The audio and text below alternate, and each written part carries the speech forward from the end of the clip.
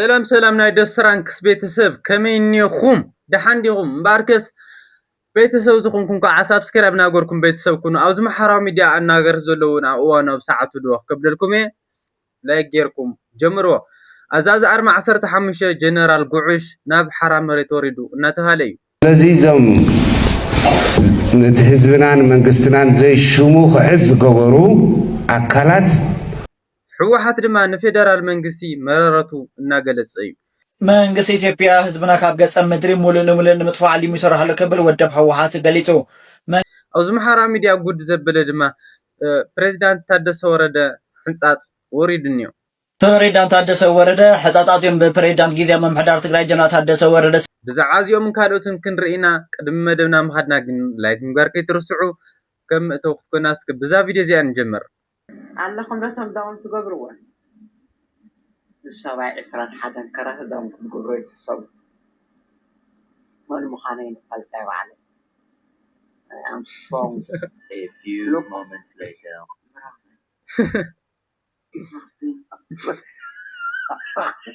Mwenye uwanja wake kaingia. Game ishaisha hii. Na soko nala lo ingia. አናይ ሰብ ዝግርም ዝለን ነገርሲ ወድድዩ ጓልድዩ አክቲንጉ ገልኡስ በቃ ምንም ክርደን ዘይኽድ ማለት እዩ ጾቶ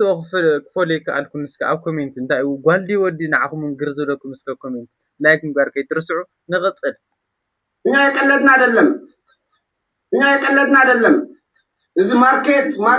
እዛ ቲክቶክ ማርኬት አይተታቃለ እንደዛ አይነት ስራ ይሰራን ነው ማለት ነው በዛጋታኝ ዋጋ ነው ወንድሞቻችን ኡመተ ሙጫ ተከኛ ሚስቲ ቀለብላባ ጀዲኒ ilma ተኝታ በኦሮምኛም ላስተዋውቅልህ ብዬ ነው እሺ አባቴ ቴንክ ዩ አመሰግናለሁ ያ ኧረ ኡመተ እንጆሌ ኮፒ ሊንክ ሼሪ ጎዳ ሚስቲ ቀነዝነዛ ኮንትሮባንዲ ጨማዳ ወንድማችን እንግዲህ በኮንትሮባንዲ የገባውን ይዞታል አልወጣም አልተነጠቀም ወንድማችን ሁሉንም ነገር እጁ ላይ እንዳለ ነው ወርቅ አለ ጫማ ልብሶች የተለያዩ ነገሮች አሉ ተመልከት የገዛላት ራሱ ብራንድ እቃዎች ናቸው ምጫንቲ ቀነዝነዛ ተኝታ ሰዓት በስማም የሷን ይሄም ሁሉም ነገር ተይዘዋል አባቴ እኛ ብዙ ነገር እንትን እናደርጋለን እዚህ ብዙ ነገር እንሰራለን ቢዝነስ ነው ያ ሁሉም ይሄም የሷ ነው ይሄ ፓንት የሷ ነው አለ ብዙ ፓንት ይሄ ያታጠበ ፓንት ስለሆነ ነው ይዘው ነው ያታጠበ ነው ይሄ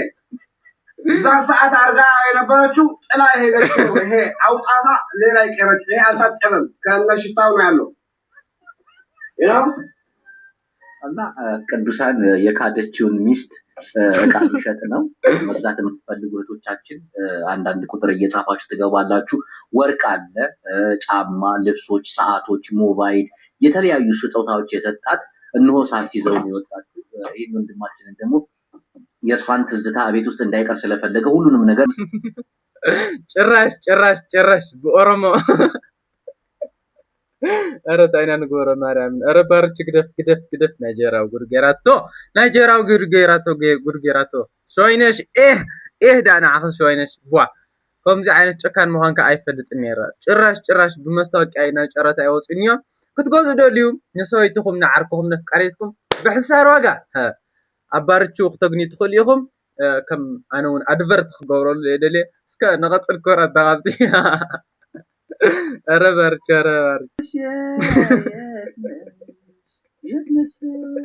ኧረ ሰዚ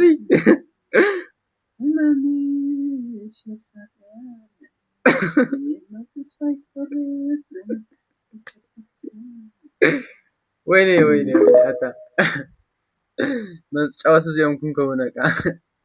የትነሽ ህመሜ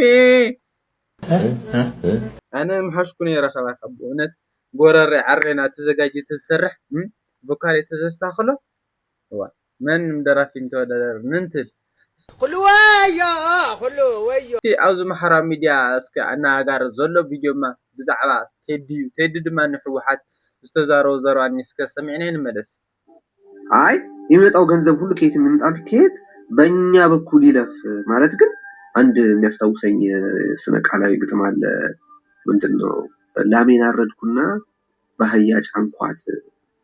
ባህያ ጫንኩና ጅብን ዳልኩና ውሻን ሳባልኩት የሚል ለነዛ ሰዎች አሁን የታረደችው ላም በአህያ ላይ ተጫና ስጋ በስጋ ላይ ተጫና አይደል? ለጅቡም ሆነ ለውሻው የዛን አይነት ነገር ነው። ህዝቡን በቆሙ ባዶውን እስኪቀር የጋጡት ያሉት ዋናዎቹ የሙስና ጥርሶች እና ህዝቡን ለዚህ መከራ ያደረጉት ዋናዎቹ አውሬዎች ህወሓትም ሆነ በጊዜያዊ አስተዳደር ውስጥ ያሉት ሰዎች በእኛና በእኛ በኩል ካላለፈ እርዳታ የሚባል ነገር አይቻልም አይነት ወሬ ሀፍረት ብሎ ነገር የጠፋበት ነገር ሆነና እንኳን እንዲህ አሁን እርዳታ በእኛ በኩል ይለፍ ሊሉ ይሄ ረሃብ እንዲከሰት በመፍቀዳቸው ይሄ ረሃብ እንዲከሰት በመስራታቸው ሌላ ነበር መሆን የነበረበት። በእኛ በኩል ካላለፈ እርዳታ አይቻልም የሚል የድድብናና የጭካኔ ተግባራቸውን ግን ያቁሙ።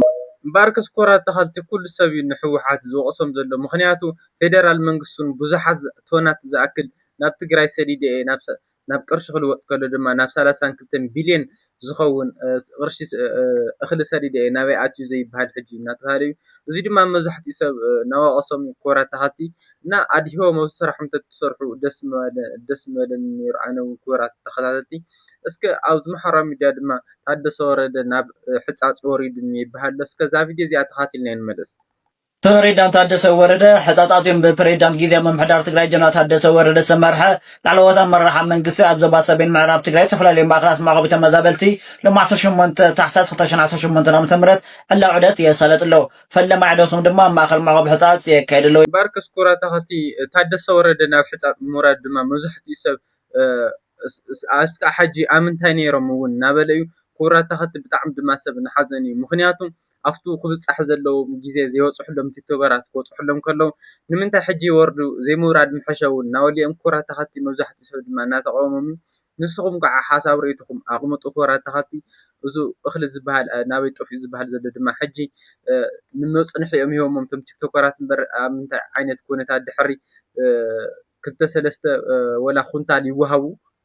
ብዙሕ ዝበሃል እኳ 2-3 ኩንታል ተተኸዮ ብዙሕ ዝበሃል ከምኡ ጌርና ንሓዞ ኮራት ተኸልቲ 2-3 ኩንታል ምስ ወደአ እንታይ ክኾን ኢልካ ምሕሳብ የድልዩ። እዚ ድማ ኣተኪሩ መንግስቲ ትግራይ ተዝሰርሐሉ ዝብል ሓሳብ ርእይቶ ኣለኒ። ንስኹም እውን ኣብ ኮሜንት ሓሳብኩም ርእይቶኩም ኣቕምጡ። ኮራት ተኸልቲ ንቐፅል። እስኪ ንኤርትራ ድማ ባጫ ደበሌ ዘልኡኽ መልእኽቲ ዘመሓላልፎን ሰሚዕና ንመለስ።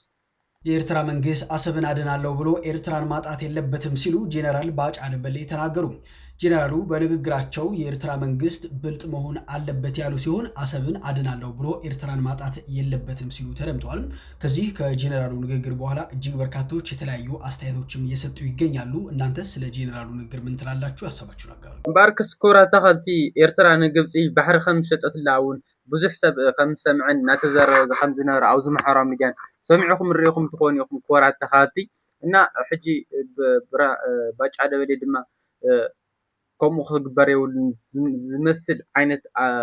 መልእኽቲ እዩ ዘመሓላልፍ ኣሎ ኮራት ተኸልቲ። እስከ ሕወሓት ድማ ንፌደራል መንግስቲ እዚ ዓብዩ ዝበሃል ወቀሳ ናወቀሶ እስከ ሰሚዕና ንመለስ። መንግስቲ ኢትዮጵያ ህዝብና ካብ ገጸ ምድሪ ሙሉእ ንሙሉእ ንምጥፋእ ዓሊሙ ይሰርሕ ኣሎ ክብል ወደብ ሕወሓት ገሊጹ። መንግስቲ ኢትዮጵያ ብሕወሓት ኮነ ብጊዜያዊ ምምሕዳር ዝመሓደር ሰብኣዊ ሓገዝ ከም ዘየለ እንዳፈለጠ ኮነ ኢሉ ሞትን ስቃይን ህዝብና ንምንዋዕ ዝፈጠሮ መደናገር ኣጀንዳ ምዃኑ ክፍለጥ ይግባእ ዝበለት ወደብ ብሕወሓት ዝከፋፈል ኮነ ቁፅር ዝግበረሉ ሰብኣዊ ሓገዝ ከም ዘየለ ኣፍሊጡ። ሕወሓት ኣብ መልእኽቱ መንግስቲ ኢትዮጵያ ማሕበራዊ ሚድያ ተጠቂሞም ሞትን ስቃይን ተመዛባላይ ህዝብና ንዘቃልሑን ሓገዝ ዘተኻኽቡን ወለንታውያን መናእሰይ ብዕሊ ብምኽልኻል ዘተኻኽቡ ሓገዝ ከም ዝመጠለ ድማ ኣብ መግለፂኡ ሓቢሩ። ባርከስ ኮራት ተኸልቲ ከም ሰምዕኹሞ ናባና ናይ ሰብኣዊ ሓገዝ ርዳእታ ኣይመፀናን እዮም ዝብሉ ዘለው። ንሶም ድማ ናብ ቅርሺ ክግመት ከሎ ናብ 32 ቢልዮን ዝኣክል ናብ ቅርሺ ክልወጥ ከሎ ብዙሓት ቶናት እውን ከም ሰደዱ ናብ ትግራይ እዮም ዝገልፁ ዘለው። እዚ ድማ ምድንጋር ዝፍጠር ዘሎ እምበር ናብ ሰብኣዊ ሓገዝ ናብ ትግራይ ኣተውን እዮም ዘለው። ብክልቲኦም ድማ ምክሓድ ዝምፅእ ዘሎ እዚ ድማ ናብ ካሊእ ግጭት ክእቲ ስለ ዝኽእል ክልቲኹም መንግስቲ ተራዲኡኹም ህዝቢ ኢኹም ተጥምዩ ዘለኹም ንስኹም ፖለቲካ ክትጋጭዩ ህዝቢ ዝጠሚ ዘሎ ድሕሪ 3 መዓልቲ 4 መዓልቲ ህዝቢ ሕፃፅ ዓዲ ሕመዳይ ናብ ዝነበሮ ጥሜት ከይምለስ ተራዲኡኹም ኩልኹም ፖለቲካ ብምርዳእ ሓሳብ ንሓሳብ ብምልዋጥ ህዝብኩም ተድሕኑ ኣለኩም ዝብል ሓሳብ ርእይቶ ኣለኒ። ኣብዚ ማሕበራዊ ሚድያ ኣነጋገር ዘሎ ድማ ብዛዕባ ጀነራል ኣርማ 15 ጉዕሽ ገብረ እዩ እዛ ፅሕፍቲ ሰበር ዜና ጀነራል ጉዕሽ ገብረ ናብ ቲፒኤፍ ተፀምቢሩ እናተባሃለ እዩ መብዛሕትኡ ሰብ ድማ ሼር እናበሎ እዩ ብዙሓት ሰባት ድማ ተሓጓሶም እናገለፁ እዮም ብዙሓት ሰባት ድማ ሓሾት እዩ እናበልዮም ኮራ ተኸቲ ኣብዚ ድማ ክልቲኡ ህዝቢ ናብ ምድንጋር ዝኣክል እንትን ይወስድ ኣሎ ኮራ ተኸቲ እና ጀነራል ጉዕሽ ገብረ ከም ትፈልጥዎ 45 ኣዛዚ ከም ዝነበረ ዝፍለጥ ኮይኑ ከተማ ዓዲግራት ድማ ሻዕብያ ከይኣትዩ ከቢድ ዝበሃል ምክልኻል ንህዝብና ዘድሓነ ምዃኑ ዝፍለጥ ኮይኑ ኮራ ተኸቲ ሕጂ ድማ ሓራ መሬት ኣትዩ ኣይኣተወን ብፎቶ መልክዕ ወይ ብቪድዮ መልክዕ ኣርዩና እናበልዮም እቶም ዝከራኸሩ ኣካላት ማለት እዩ እዚ ድማ ናብ ህዝቢ ድማ ዓብይ ምድንጋር ይፈጥር ኣሎ ኮራ ተኸቲ ብቪድዮ ወይ ብፎቶ ዘይረአኹምና ከመይ ጌርና ክንኣምን ንኽእል እናበልዮም ብዙሕ ሰብ ድማ ላይክ እናበሎ እዩ ሼር እናበሎ እዩ እዚ ድማ ሓሳብኩም ኣብ ኮሜንት ተቕምጡሉ ብዛዕባ ጀነራል ጉዕሽ ሓድሽ ዘሎ ብቪድዮ ወይ ብፎቶ ኣብ ሓራ መሬት ዘሎ ኣብ ትግራይ ኣብ ቀፃሊ ቪድዮ ከምፀልኩም እየ እስካዕ ብካሊእ ቪድዮ ንራኸብ ስያ